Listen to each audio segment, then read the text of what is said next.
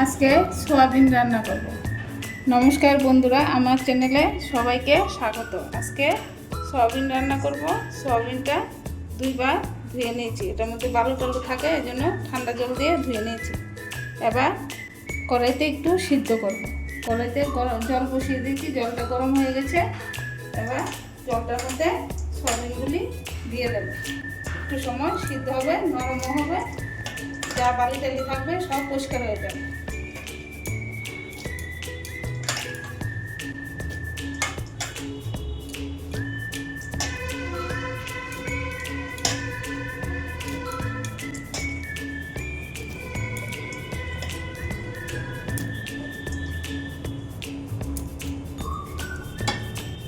সবজিগুলি দিয়ে দিলাম, এবার একটু ঢেকে দেব।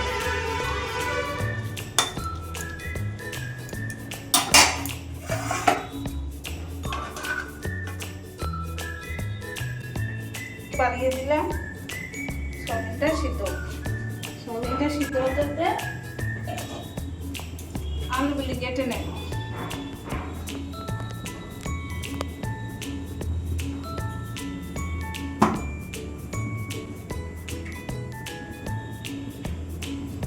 বন্ধুরা, আমার আলু কাটা হয়ে গেছে। এবার বাকি মশলাগুলি রেডি করব। আলুগুলি বাটিতে তুলে নিলাম। এবার কিছু মশলা রেডি করে নিয়েছি। পেঁয়াজ টুমটুম করে নিয়েছি, এগুলি পেস্ট করে নেব। আর কিছু রসুন নিয়েছি, আর একটা পেঁয়াজ কুচি কুচি করে কেটে নিয়েছি। তেজপাতা নিয়েছি, আর আদা নেব। এখন পেঁয়াজগুলি পেস্ট করে নিই। পেঁয়াজগুলি আবার এই গ্রেটারটা দিয়ে একটু ঘষে নেব, দুটো পেঁয়াজ ঘষে নেব।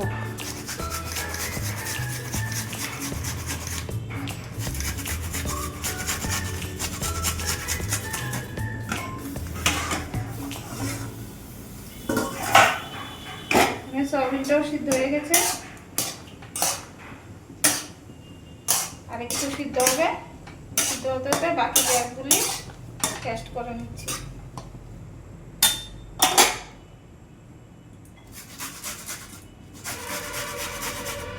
এটা সিদ্ধ হয়ে গেছে, এবার নামিয়ে ফেলবো। দেখুন কি সুন্দর নরম নরম হয়েছে। এই ছোটো সয়াবিনগুলি একটু শক্তই হয়ে যায়, রান্নার পরে আবার শক্ত হয়ে যায়, এত নরম থাকে না। সয়াবিনগুলি নামিয়ে ফেলছি, তারপর বাকি রান্নাটা রান্না।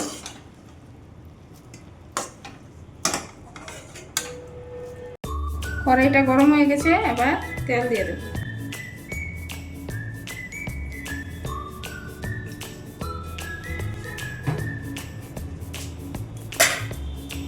তেলটা গরম হয়ে গেছে, এবার আলুগুলি ভাজবো। তেজপাতা দিয়ে দিলাম।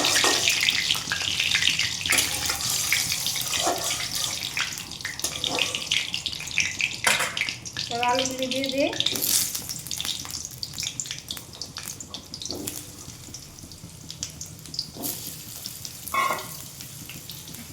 আলুগুলির মধ্যে নুন হলুদ দিয়ে দেবো।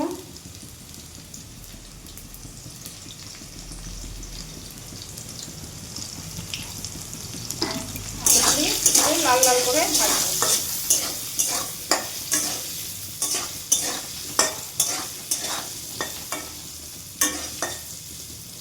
আলুগুলি একটু লাল লাল করে ভাজা হোক, তততে আমি এদিকে পেঁয়াজ পেস্ট করা হয়ে গেছে। এবার আদাটা পেস্ট করব, রসুনটা থেতো করব।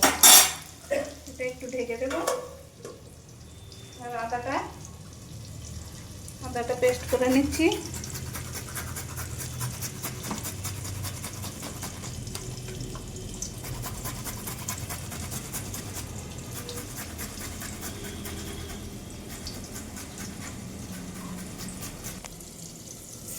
সব পেস্ট করা হয়ে গেছে, এবার রসুনগুলি থেতো করে নেব।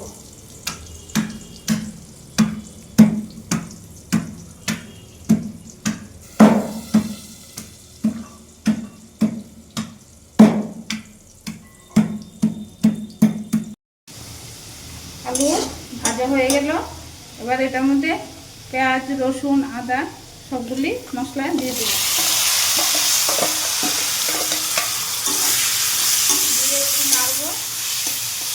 এটার মধ্যে নুন, হলুদ, জিরে সব কিছু দিয়ে দেবো।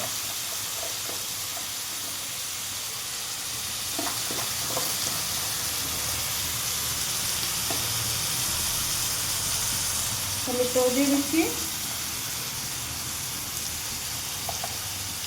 ধনে গুঁড়ো দিয়ে দিলাম, জিরেটাও দিয়ে দিলাম,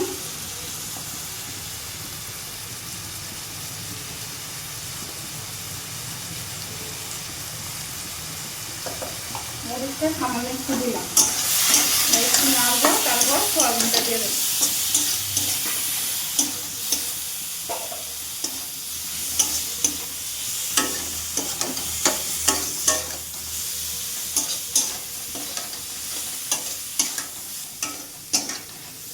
মশলাটা নেড়ে নিলাম, এবার এটার মধ্যে সয়াবিনটা দিয়ে দেবো।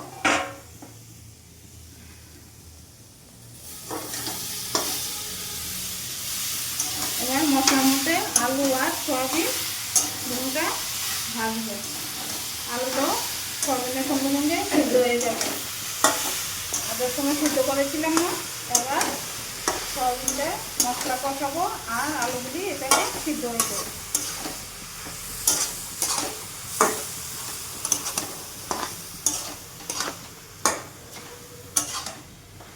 এর মধ্যে মশলা বাটির ধোয়া জল একটু দিয়ে দেবো, মশলাটা একটু ভিজবে। একটু ঢেকে ঢেকে মশলাটা একটু কষাবো।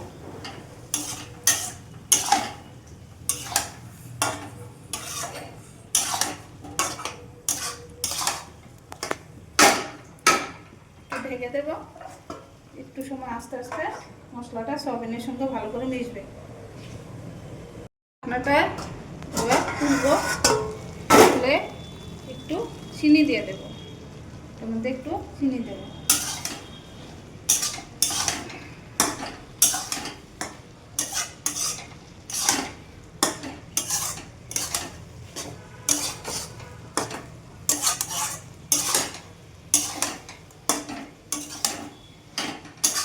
দেখুন বন্ধুরা, সয়াবিনটা কি সুন্দর কালার হচ্ছে আস্তে আস্তে,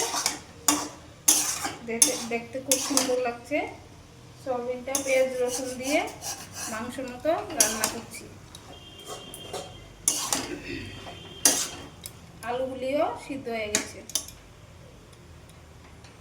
দেখুন আলুগুলিও সিদ্ধ হয়ে গেল।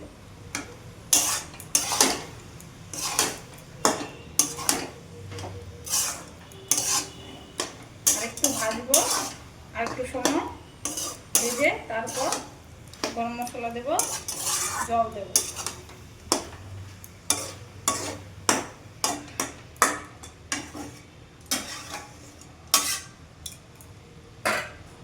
একটু সময় ঢেকে দেব।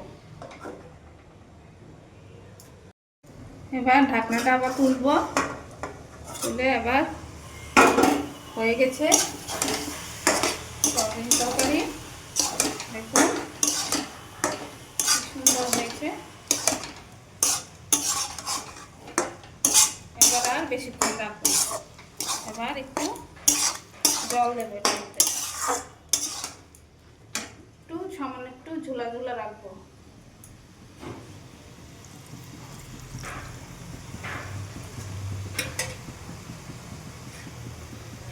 একটু জল দেবো,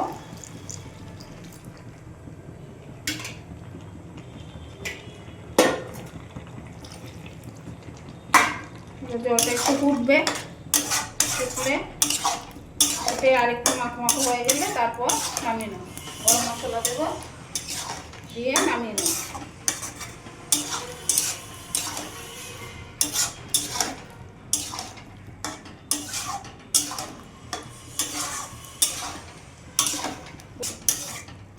বন্ধুরা, এই সোয়াবিন আমার দুই ছেলে খুব ভালোবাসে খেতে।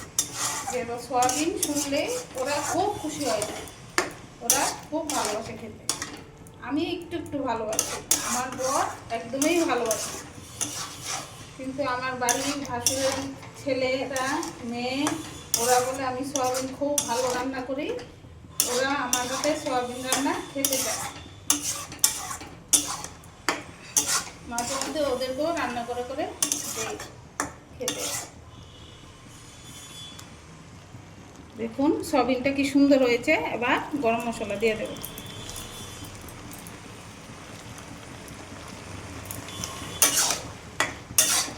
গরম মশলাটা দিয়ে নেড়ে চেড়ে নেব, নাড়লেই হয়ে যাবে। গ্যাসটাও বন্ধ করে দিলাম। এবার সয়াবিনও হয়ে গেল। একটু সময় ঢেকে রাখবো গরম মশলার গন্ধটা ছড়ার জন্য।